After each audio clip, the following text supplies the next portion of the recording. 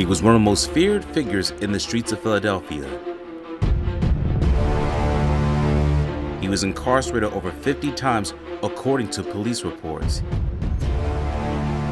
He was the associate of Philadelphia's Godfather, Angelo Bruno, and listed as one of the conspirators to have killed him.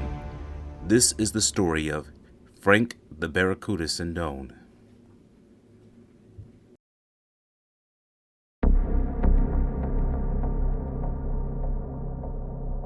The beginning. In pop culture, Frank Sindone is famously for being depicted in Martin Scorsese's 2019 film The Irishman. The actor Joseph Bono portrays Frank Sindone, who shakes hands with the titular character, played by Robert DeNiro. He is seen for about 10 seconds into the movie. However, Frank Sindone will play a major role in the Philadelphia crime family. In the streets of Philadelphia, he would be called Barricuda Frank. In the news and the law enforcement, he would be labeled as Frank the Barracuda Sindone. The moniker of the Barracuda will follow him due to his loan sharking operations, and he would catch his prey to anyone who owed him money. We understand that based on his surname, it is pronounced Sindone. However, in the news media outlets and from other associates, many people label his last name as Sindone. So we would go by the traditional media pronunciation, Sindone, but we do acknowledge that his name is correctly pronounced as Sindone. Frank Gaetano Sindone was born on December 30th, 1927 in Philadelphia, Pennsylvania. He was born to Sicilian parents Giuseppe Sindone and Domenica Minnie Sindone. Giuseppe Sindone was 37 and his mother Domenica, also known as Minnie Giordano, was 28 when Frank Sindone was born. His parents would have 7 children. He would be the first male born and middle child of the family. There are not that many reports of Frank Sindone's upbringing since this was during the period of limited news media coverage and when mob figures did not want to be in the headlines. Frank Sindone's mother and father shared the same birthday, February 23rd, based on some reports. His father Giuseppe was born on February 23rd, 1890 in Sicilia, Italy. His mother, Domenica Minnie Giordano, was born February 23, 1899 in Italy as well. Therefore, Giuseppe was 9 years older than Minnie. Frank Sindone was born during the Great Depression years and when the Mafia was growing massive during the Prohibition era. In 1939, World War II began. At the age of 17, he was reported to have been drafted into the military. Giuseppe Sindone died on December 18, 1946. Frank Sindone was 18 years old when his father had passed away. It would be less than 2 weeks shy of his 19th birthday. His mother Minnie died on April 2, 1955 in Philadelphia, Pennsylvania, and Sindone was 27 at the time of her demise. A made man. Frank Sindone would later grow to be a made man in La Cosa Nostra. He stood approximately 6 feet tall or 6 foot 2 inches. He was known for his trademark black glasses, clean-shaved face, and oval-shaped head. He would be seen in pictures with other mobsters. For example, here's a surveillance photo of Antonio Tony Bananas Capernegro, Ralph Blackie Napoli, and Frank Sindone. Another photo is at the restaurant Cuz Little Italy. From left to right is Joseph Ciccolini Sr., Giovanni John Staffa, Frank Sindone, John Johnny Keys Simone, and the Godfather Angelo Bruno. From left to right.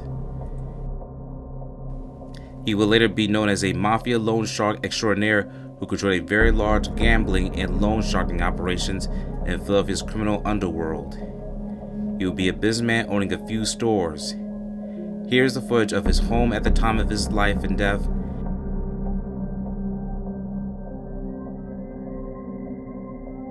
Here's what Frank Sindone's house looks like today.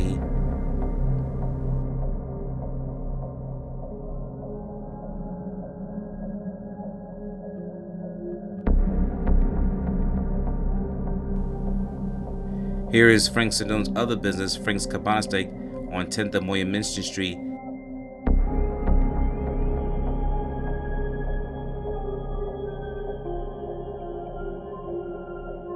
And today it is Stadium and Pizza Grill. Throughout his life, Frank Sindone would be generating many headlines, especially in the Philadelphia News Report. And also he will garner the aid of a Philadelphia lawyer who was once a civil attorney, but then became a criminal attorney, and that man was Bobby Simone. Bobby Simone will later be working for many different crime figures such as Angelo, Bruno, Nicky Scarfo, and many others. And when it came to several of his associates, one of the people that needed to come to his aid, for especially when it came to money, was Frank Sindone. Here is Robert, also known as Bobby Simone, on his insight with his interactions with Frank the Barracuda Sindone, seen here. Mob in 1970. All spokes lead to this man, Frank Sindone. Treacherous guy. He was feared. He'd loan you money, you better pay. Frank Sindone was the principal bookmaker for the Bruno crime family in the 60s and 70s, and he operated out of a steak shop here, Frank's Cabana. If you didn't like the meat, you didn't complain, because he had a very bad looking face. He was very, very close to Bruno, and because he was a big money maker, he was constantly with Bruno and constantly with Phil Testa, who was the underboss. And these guys were always under surveillance. In 1973, federal agents make a tape recording of Sindone threatening an insurance agent who borrowed money. The government charges Testa and Sindone with extortion. Frank Sindone needs a lawyer, and he turns to Bobby Simone. But if he's going to succeed, Bobby will have to overcome a dangerous handicap, a serious weakness that the mob knows all about. Yeah, I would drink a little bit. I'd drink a lot. I would gamble a little bit. I'd gamble a lot. I'd carouse around with women a little bit. I'd carouse around with women a lot. Bobby was $12,000 in debt to Frank Sindone. He had borrowed money from Sindone to pay off debts he had to other loan sharks that had come due. And so he was a client of Sindone's when Sindone called him and said, "I got a problem, will you represent me?" In a foreshadowing of trials to come, the government has made a tape recording of Sindone actually threatening a client. The soundbite was that, if you don't pay me my money, I'm going to chop your head off with an axe. And then later he said, if I don't get my money back, I'm going to hit you over the head with a baseball bat. And one of the agents testifies at the trial that at the time of the arrest, in the back of Sindone's car, he saw a bat and an axe. And that ties into the tape. And that's the point the government wants to make to the jury, that this was not an idle threat, that in fact Sindone had a bat and had an axe. So on cross-examination, I asked the agent, show the jury the bat and the axe. And the agent says, well, we don't have it. We didn't confiscate it. So Bobby kind of raises an eyebrow to the jury. Then he says, you guys were taking pictures that day. He said, yeah, we took dozens of pictures. Show the jury a picture of the bat and the axe. Well, we don't have a picture of it. And I grabbed 100 and some pictures, and I said, you mean you took all these pictures, you didn't take that one picture, and you recognize that's a critical part of your case? The agent had no answer. When I closed the jury, I said, I hate to call FBI agents liars, because I respect them just as much as you do. But let's face it, if there was a bat and an axe in that back seat, you would have seen it. So Bobby won an acquittal. That night, celebrating at a local bar, Philadelphia underboss Phil Testa slipped Simone a cash bonus for his hard work. He got like a $5,000 tip from Testa, thank you very much. And then on top of all of that, Sindone basically said, you know the 12 grand you owe me? Forget about it. It's not an unusual thing, at least it wasn't unusual for me. I've gotten cars from clients.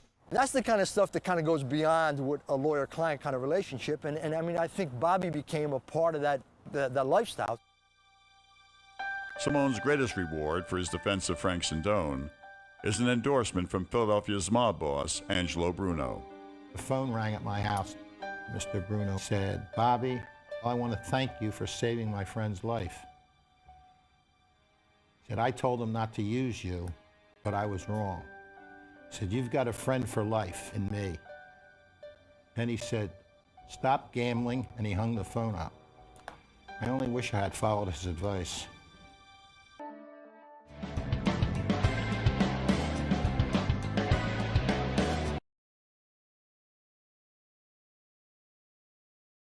Thank you for watching this video. Please subscribe to our channel and check out more of our content.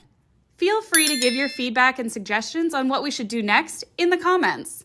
This is Infinite Lee Productions. We love ya.